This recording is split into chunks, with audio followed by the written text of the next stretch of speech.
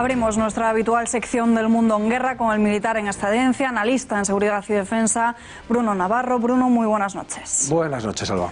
Hombres y mujeres perseguidos por su fe parece cosa del pasado, pero ocurre hoy mismo. Según los últimos datos, en 2018 se registraron más de 3.000 asesinatos por causas directamente relacionadas con la fe y más de 700 ataques a iglesias o propiedades de la misma.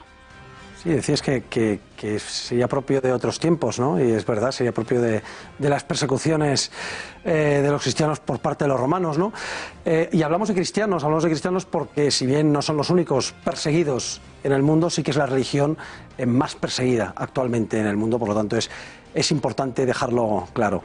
En realidad las cifras totales que has mencionado son incluso peores. Cuando hablamos de cifras totales hablamos de ya 4.136 asesinados en 2018 por ser cristianos, lo que hace que haya además 245 millones de cristianos perseguidos, que se dice pronto, 245 millones de cristianos perseguidos en el mundo, lo que hace que 1 de cada 9 cristianos en el mundo esté perseguido. Si nos fuéramos a África sería 1 de cada 6 y en Asia 1 de cada 3 cristianos está perseguido por su fe. Y lejos de disminuir, Bruno, también las cifras van en aumento. De un solo año a otro han pasado de poco más de 1.200 a más de 3.000.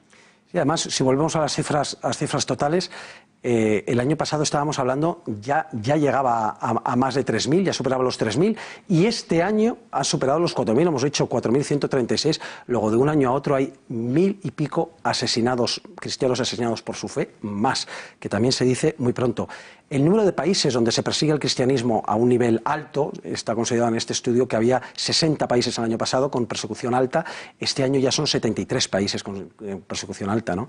¿Cuáles serían las causas de este aumento progresivo y continuo en los últimos años, ¿no? Por un lado, el mayor enconamiento de los islamistas, casi diría saña, ¿no?, contra los cristianos en todos los lugares donde pueden caer bajo su bota, ¿no? De hecho, la inmensa mayoría de prácticamente todos los países donde hay una persecución extrema a los cristianos son islámicos. Habría un par de excepciones, por un lado China y Corea del Norte, donde la persecución la producen los comunistas, y la India, donde la persecución la producen los hindúes. El resto de países donde hay una persecución alta o extrema son básicamente países musulmanes, y es por lo que hemos hecho un mayor enconamiento. Y por otro, es un aumento de la violencia, ya en este caso de este año, el aumento de la violencia anticristiana en Nigeria. Y hablando de países y concretamente de Nigeria, que es uno de los más afectados, con 1/3 de los asesinatos. Pero, ¿qué es lo que ocurre allí? ¿Cuál es la realidad del país africano? Pues si hemos dicho que hay 4.200, redondeando, es muy triste tener que redondear cuando estamos hablando de que cada víctima, cada número, cada dígito es una muerte, ¿no? Pero de esos más o menos 4.200 de 2018, 3.400... fueron en Nigeria, por eso digo que es una de las causas del repunte en Nigeria, ¿no? ¿Qué es lo que ha ocurrido? Bueno, hace poco en el Congreso de Cristianos Perseguidos, este otoño pasado, había un obispo nigeriano que lloraba públicamente mientras contaba lo que estaba ocurriendo en Nigeria. Yo creo que eso lo dice todo. Es un país con 196 millones de habitantes, de los cuales 91 millones son cristianos, no son la mitad, pero casi. Y uno podría decir que, bueno, en un país donde hay casi una media de cristianos, una mitad de cristianos, no deberían estar sometidos, pero sí lo están absolutamente sometidos a un régimen islamista. Y digamos que hay 3 zonas en Nigeria, ¿no? El norte, el centro y el sur. En el norte hay una persecución feroz, es el grueso de estos asesinatos, de estos 3.400 asesinatos, ha sido en el norte, donde están perseguidos por Boko Haram, que todos conocemos a ese terrible grupo terrorista, yihadista, vinculado al Estado Islámico, pero también hay una persecución y asesinatos porque en los 12 estados del norte rige la Sharia, la ley islámica, y hay una persecución en el día a día, en todos los órdenes, porque están los cristianos sometidos y perseguidos por ello. No solamente es Boko Haram quien les mata. En el centro del país y cada vez más hacia el sur, los ganaderos musulmanes fulani también persiguen y matan a los cristianos. Y el único lugar donde hay técnicamente una libertad real religiosa es en el sur, donde tienen mayoría absoluta, los cristianos son mayoría, ¿no? pero a la vez, como hemos dicho, están sometidos a un Estado musulmán que les priva de lo más mínimo, y un Estado además muy corrupto que les priva de lo más mínimo y que les persiga, y cuando protestan se llega al asesinato de esos cristianos. Y a fin de cuentas, en todo Nigeria, sea norte, centro o sur, lo que prima es una educación basada en el insulto y el ataque a los cristianos. Con lo cual, al final, pues los niños, eso es lo que les enseña, ¿no? Y al final, cuando son mayores, eso es lo que hacen. Y de Nigeria, Bruno, nos vamos ahora hasta Canadá, porque varios medios de comunicación apuntan a que allí se encuentra a salvo la cristiana pakistaní Asia Bibi, condenada a muerte por un delito de blasfemia que ella niega. Solo la prensa internacional ha conseguido salvarla. Sí, ella lo negó, pero no solamente ella, por 2 veces los tribunales pakistaníes le han dado la razón, ¿no?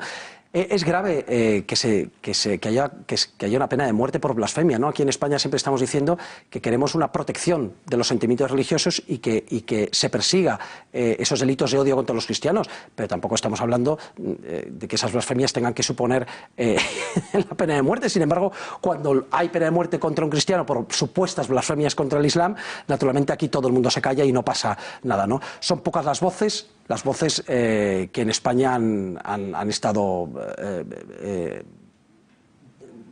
gritando que Asia Bibi era inocente y que, sobre todo, fuera o no inocente del delito de blasfemia, había que salvarla, ¿no? Pero además es que ha sido falso, ¿no? No había testigos y el acusador era un religioso musulmán que decía que le habían dicho que había oído que alguien... Por Dios, y esa fue la sentencia condenatoria que posteriormente, en 2 veces, ¿no? El 29 de enero, hace 6 días, se ha desestimado el recurso de apelación contra la absolución que ya se había producido en noviembre, ¿no? Por lo tanto, técnicamente es verdad que está en libertad, pero no la pueden soltar a la calle porque la van a matar. Luego, lo más probable era que se instalara en otro país. ¿En cuál? Pues algunos países que habían ofrecido asilo, uno de ellos era Canadá, y ahora mismo hay informaciones contradictorias. En determinados ambientes o medios se está diciendo que estaría ya en Canadá con su familia, y en otros que todavía no ha salido del país. En todo caso, eso tampoco es malo, que haya esta incertidumbre, porque es seguro que es por su seguridad. Cuanto menos se sepa, hasta que realmente pueda estar a salvo, mejor. Lejos de esta terrible realidad que se vive en países como países africanos o asiáticos, Europa tampoco se libra de la persecución por causa de fe y, sobre todo, no se libra en ataques en nombre de la fe, del Islam, en este caso. Sí, yo diferenciaría, ya lo hemos dicho alguna vez en esta casa, 2 aspectos. Por un lado, los ataques yihadistas musulmanes de inmigrantes, sean de primera generación o de segunda o tercera. El último, no el último, pero el último de mayor nombre sería en el mercado de Navidad de Estrasburgo, estas pasadas Navidades. Y es un continuo objetivo permanente. No es el único objetivo de los yihadistas, pero un objetivo permanente en Europa son los cristianos, ¿no? Pero también hay un secularismo, casi diría que es todavía peor, ese secularismo agresivo, pernicioso contra los valores cristianos, que lo que supone es un aumento de la persecución religiosa. ¿Cómo? Pues un aumento de la persecución en la educación, en las normas, en las leyes de educación, en la libertad de los padres, en la misma vida eclesial. Hoy ocurre algo que era impensable hace unos años, y es que vas a misa un domingo y te pueden salir unas señoritas desnudas de cintura para arriba, gritando eslóganes, haciendo pintadas, anclándose a un crucifijo, etcétera, cosa que eso era, como he dicho, impensable hace unos años. O incluso la colocación de artefactos explosivos en iglesias, basílicas y catedrales por parte generalmente de células de izquierda radical, ¿no? Pues todo esto no va sino en aumento. Pues Bruno Navarro, muchísimas gracias por estar aquí con nosotros. Muy buenas noches. Buenas noches a vosotros.